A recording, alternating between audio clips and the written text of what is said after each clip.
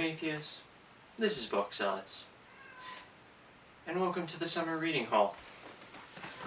So, once again, as per the start, Ariane and I have collected 5-ish books, with some tolerance, to read over the summer. And I am here to share my selection and current readings. That's a surprise for later. The first book, Trans-Appalachian Frontier by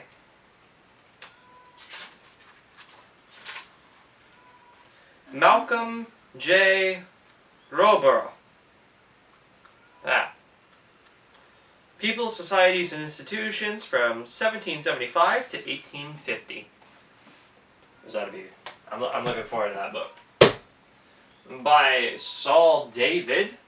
Devil Dogs, King Company, 3rd Battalion, 5th Marines from Guadalcanal to the shores of Japan.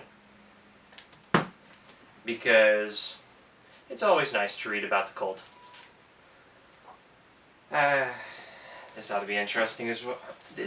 I'm interested. I'm interested in these books and I'm looking forward to reading them. That's the wrong pile. Next, Power and Thrones, A New History of the Middle Ages by Dan Jones, going over medieval history. What I like to do is I like to read the chapter titles. It gives you such a deeper insight into the book. Part 1, Imperium. 410 AD to 750, Romans, Barbarians, Byzantines, Arabs. Part 2, Dominion. And I was hooked.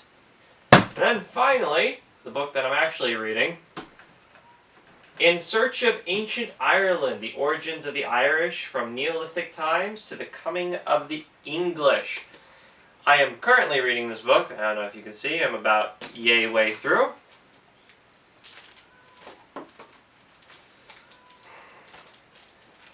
Yay way. And we just finished reading about the start of the cult of St. Patrick. And what the real man was probably like, because there's basically nothing actually recorded about the man except two things that we can actually trace to him: his confessions and a letter to a Roman Britannia. Also, I think I might have figured out where the English and the Irish hold some issues. Maybe, possibly.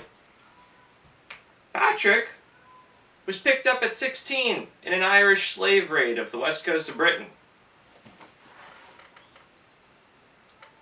This was not an uncommon event to happen, apparently, in that time period, because Roman Britannians were kind of rich.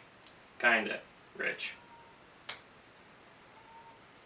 I think that might have led to some bad blood. Just possibly. Just throwing that out there.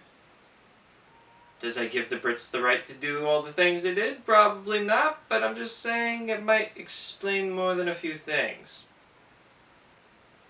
I mean, if your family members gets randomly picked up, or heck, wait a few hundred years, let it really simmer. Then finally you get yourself a good army and you go over and you cause a few genocides. You know, this is ancient history. Geneva Convention won't be written for another few thousand years, few hundred, whatever. It's all on the up and up. Anyway, that's what I'm reading. I'm trying to read.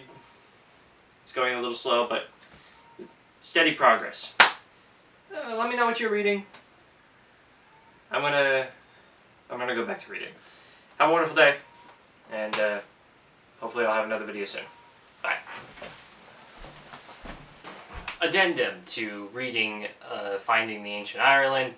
Supposedly, I've not done any research on this, but in the book it is recorded that the term Scot was derived from the word Scottie, which somehow translates to Irish, which would mean that Scotland was technically just the land of the Irish, and supposedly was a colony of Ireland in the 500s-ish. I don't know. I haven't done any research on it. I thought it was the Picts. Maybe the Picts are connected to the Irish somehow. This is all getting very confusing. I'm gonna go research this. What are you doing watching? Go read. Get out of here. Get out of here. Read.